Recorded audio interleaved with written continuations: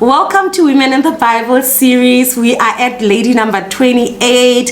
If you are catching this only on this episode, please go back. We already have 27 episodes up, so I hope to see you on the other ones. All right, so lady number 28 is none other than Rachel. Who was Rachel? Rachel was a daughter to Laban, the sister to Leah, and also she married her cousin, because remember Jacob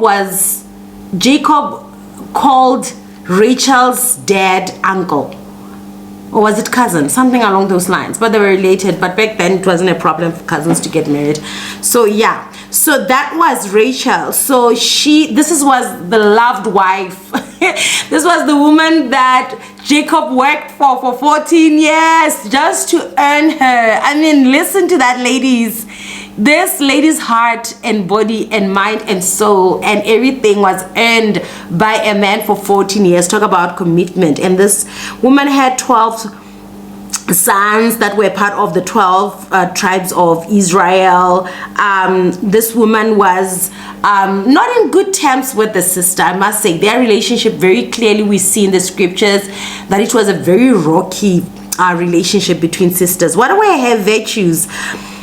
Please don't crucify me for this. I'm just saying what I think. One of the upsides of Rachel's character is that, well, she was more beautiful than her sister. And I think she knew it. And everybody knew it. And it seemed like she embraced it. Yeah, she knew she was beautiful and therefore she was beautiful. And then the nice part also about her is that we don't hear her complaining that her sister was married before her. It was her turn. She just waited for her turn. I mean, 14 years from the time you were supposed to get married and then you were just there. I mean, she was there, she waited, right?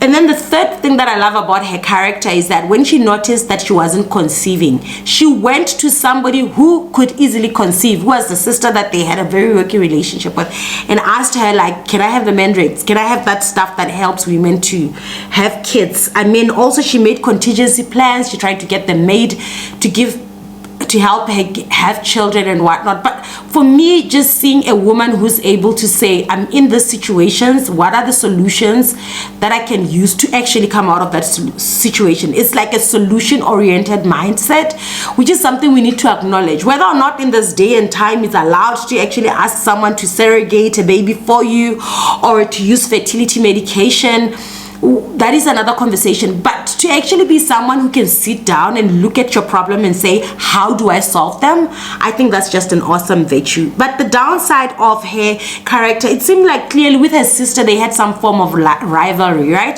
They had some form of rivalry, and I don't think it's the right thing to have rivalry between siblings. Working through it, obviously it's something that we all need to work towards, but if something like that exists, we need to see some sort of an intentionality to actually try to resolve it that exists between the two of them. But the other thing is that we're noticing a level of desperation, no patience, when she had to wait on the Lord for children. Though she eventually got a solution, yes, and got children that she wanted, but you know what, she had a level of an emotional negativity towards the circumstance that she was going for. So reflection questions considering the life of Rachel. Question number 1 is that who do you feel like you are better than, and why? You know, why do you, in what circumstance do you find yourself feeling like you are better than somebody? You know, and do you feel like that feeling of superiority, is it toxic? And if you're saying it's not toxic, what have you received that is praiseworthy from actually comparing yourself with another woman? You know, so these are some of the reflections. Apparently it's something that happens a lot amongst women, that level of comparison. Some people say it's very toxic, some people say it's healthy competition, but the question is, do you even see yourself as a woman when you are falling into that place where you are highly competitive, you compare yourself? Another question is that you have to ask yourself is that, who have you been in conflict with for a while? Maybe a sibling, maybe someone in your relative, who's your relatives, or a friend or a former colleague, that you could maybe decide to intentionally repair the relationship, right? You feel like this toxicity is really unnecessary. We really need to move forward from this. And the last question that I would ask you is, what alternative solution do you feel you need to consider What have you been going through for a long time that you feel you need to go to a sister, a friend, a mentor, a doctor, a pastor, you know, a trusted confidant, and say, look, it looks like you're doing well in this area. What can I do to also have the same results that you are having, which I want? We see Rachel going to the sister and saying, look, hook me up with this fertility medication, right? Because I also want to have kids. The question is, in your life, whichever area of your life, it could be your health, it could be your career, it could be your spiritual life, it could be in different relationships that you have, it could be in your career. Maybe there is a part of your life that you're seeing somebody, maybe even someone that you're close to, that is doing extremely well.